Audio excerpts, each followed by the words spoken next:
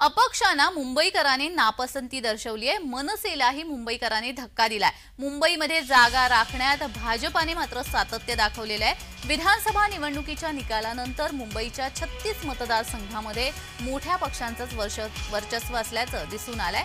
मुंबईकरांनी अपक्ष उमेदवारांना नापसंती दर्शवली असून राज ठाकरे यांच्या मनसे तसेच वंचित, बसपा या पक्षांच्या उमेदवारांना धक्का दिलाय। 2014, 2019, 2024 अशा सलग 3 विधानसभा निवडणुकांमध्ये मनसेला मुंबईमध्ये खातं उघडता आलेलं नाही। या निवडणुकीत मनसेने 26 उमेदवार उभे केले होते। वंचितने 22, बसपाने 29, अन्य पक्ष 154 आणि 114 अपक्षांपैकी कुणाही उमेदवारांना मुंबईकरांनी पसंती दिलेली नाहीये।